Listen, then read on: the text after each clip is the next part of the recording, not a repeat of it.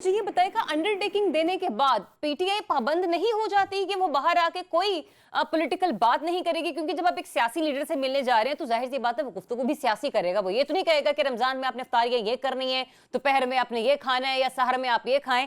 Understood सी बात है, जो मुल्क के मामलात होंगे या हालात होंगे उसके ऊपर ही बानी पीटीआई गुफ्तगू फरमाएंगे ना, तो उनका अगर बयान किसी भी तरीके से किसी भी फोरम पर कम्युनिकेट किया जाएगा तो फिर वो अंडरटेकिंग जो अदालत को दी गई है उसको मलहूज़े खातिर नहीं रखा जाएगा, ये अदालत उसके ऊपर कोई एक्शन नहीं ले सकती।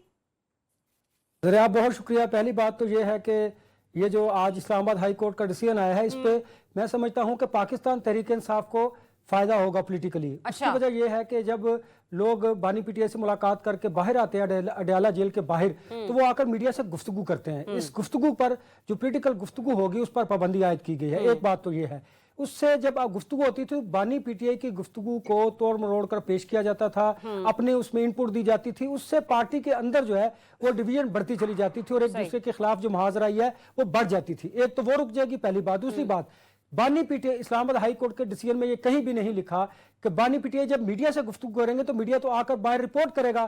उनकी बात, उनका बयानिया, उनकी गुफ्तगू तो उसी तरह मीडिया पर होगी जैसे होनी चाहिए थी, जैसे होती भी है। तीसरी बात, आप ये देखिए कि इससे पाकिस्तान तहरीक इंसाफ को यह भी फायदा होगा कि वो हाई कोर्ट के इस फैसले को लेकर के बताएंगे कि जी हम पर तो इस्लामाबाद हाई कोर्ट ने पाबंदी आयद की हुई है, इसलिए हम पॉलिटिकल गुफ्तगू नहीं कर रहे। लेकिन बानी पीटीआई से मुलाकात करने के बाद वो मीडिया पर आकर, टॉक शोज में आकर, आर्टिकल की सूरत में मुझे आपको बताकर अपनी जो बातें हैं वो तो मीडिया तक ले आएंगे। लिहाजा ये किसी किस्म की कोई उस तरह की पाबंदी नहीं है, ये बानी पीटीआई की पर पाबंदी नहीं है, ये उन सियासी जोमा पर, कायदीन पर पाबंदी है जो बानी पीटीआई से मुलाकात के बाद अडयाला जेल के बाहर आकर मीडिया से टॉक करते हैं। लिहाजा इससे पाकिस्तान तहरीक इंसाफ को फायदा हासिल होगा, इससे नुकसान नहीं होगा। और दूसरी बड़ी इंपॉर्टेंट बात यह है कि चलिए बानी पीटीआई, पाकिस्तान तहरीक इंसाफ को एक और बयानिया मिल गया।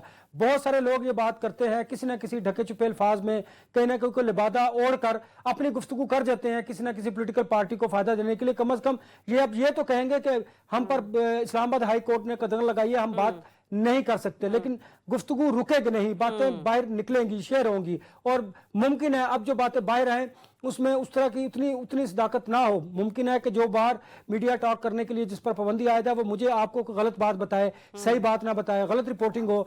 लेकिन इससे क्या होगा कि पाकिस्तान तहरीक इंसाफ को कम अज कम ये तो होगा कि विदिन पार्टी के अंदर जो गुफ्तगू होती है, जो लड़ाइयां हो रही हैं, वो कम अज कम किसी ना किसी हद तक रुक जाएंगी। और ये नहीं होगा कि बानी पीटीआई से मुलाकात करके आके बाहर बताएगा कि वो मेरे बहुत करीब हैं।